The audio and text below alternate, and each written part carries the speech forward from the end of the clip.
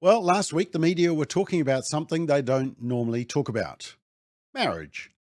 Well, more particularly, marriage statistics. Yet normally they don't want anything to do with antiquated, religious based, traditional, old school marriage. Who cares how many people get married? So, yes, dear.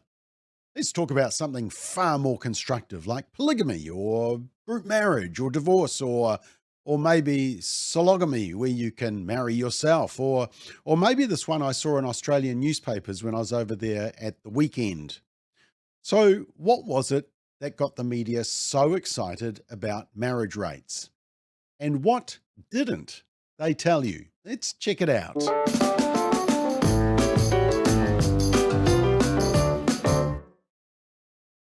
You've probably already figured it out, eh? Here's the big news items at the end of last week.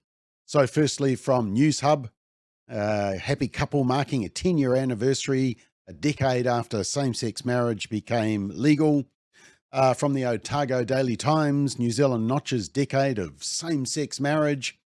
From the New Zealand Herald, and New Zealand's a popular destination for same sex marriage, a decade after a law change.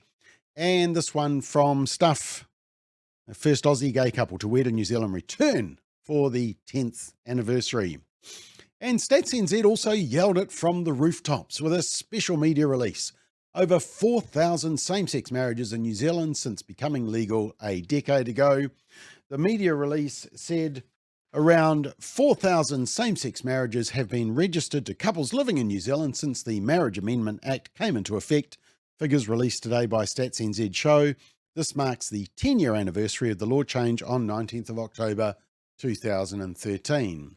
Well, accuracy should matter to Stats NZ. It's not the Marriage Amendment Act, it's actually the Marriage Definition of Marriage Amendment Act. But hey, as we saw on a recent McBLOG episode when they tried to massage figures of LGBT identification upwards to make them look better, Stats NZ aren't too worried about being technically correct. This is also the same Stats NZ who designed the census that you recently filled in with the fictional question line around your biological sex at birth being somehow different from your gender. Stats NZ are woke. But they're a government department, so are you surprised? But before that, before that, Stats NZ said that the number of teenage women in New Zealand giving birth has more than halved over the last decade. That was the statistic.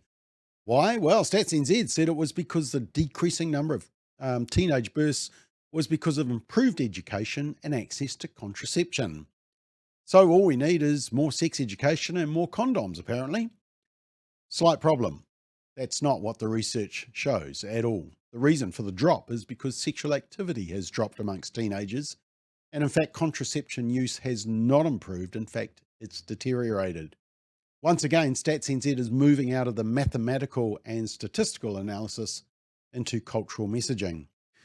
But back to Stats NZ's latest media release, and there is then a little hint of what they didn't want to admit, so they just didn't. Reading from the media release, same-sex marriages made up just over 2% of all marriages to couples in New Zealand over the last decade. More female couples tie the knot each year than male couples. Between 19th of August 2013, when the law changed, and the end of 2022, end of last year, around 2,700 female couples and 1,400 male couples who lived in New Zealand were legally married. Actually, that's about half the number of guys, so lesbian couples are 2 times more likely to get married than same-sex couples. And then there's some commentary that almost 60% of overseas same-sex couples coming to New Zealand to get married were from Australia. That was up until 2017 when they could then get legally married in Australia. So here's the key figure: 4,100 same-sex marriages. Now, here's a figure Stats NZ and the media aren't that keen on giving you. It is this figure: 186,996. What's that figure? Well, that's how many marriages one man, one woman, happened over the same period. 98% of all marriages. You were told about the 4,000, but you weren't told about the 186,996. Now, why is that? Okay, that's a rhetorical question. We know the answer. There simply isn't much of a demand for same-sex marriage. In fact, it's a tiny, tiny 2% versus 98% traditional marriage. Marriage continues to be one man, one woman. That's the norm.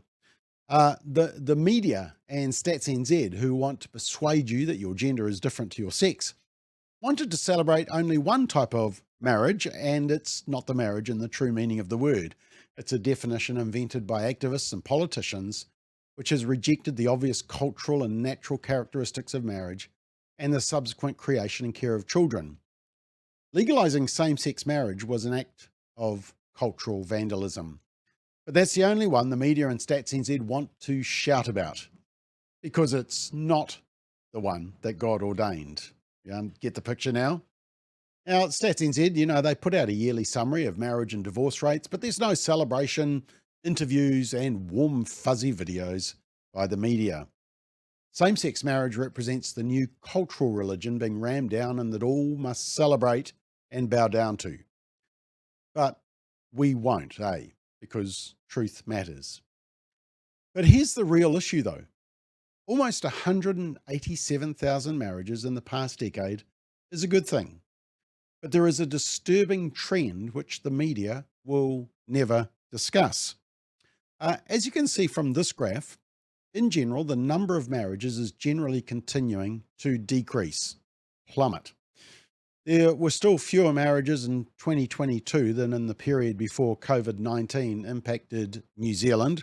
You can see that big dip there during COVID, and then it's sort of recovering.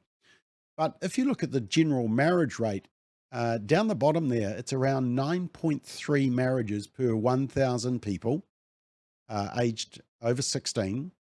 And this is about 1/5 of the 1971 peak up the top there, when the rate was 45.5.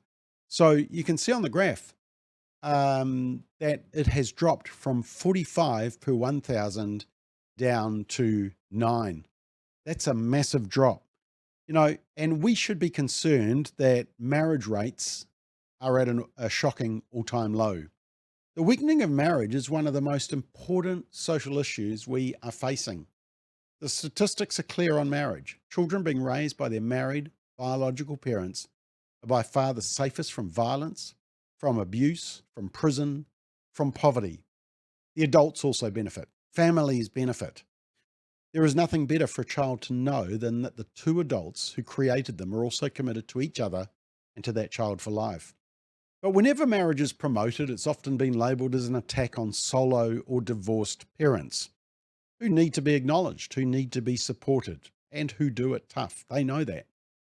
But that's kept us from recognising the qualitative benefits of marriage, which have been discovered from decades of research. In virtually every category that social science has measured, children and adults do better when parents get married and stay married, provided there is no presence of high conflict or violence. It's not a criticism of solo parents. It simply acknowledges the benefits of the institution of marriage.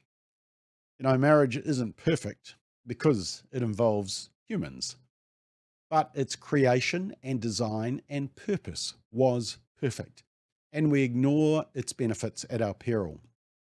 It's time we promoted and shouted about the best model possible.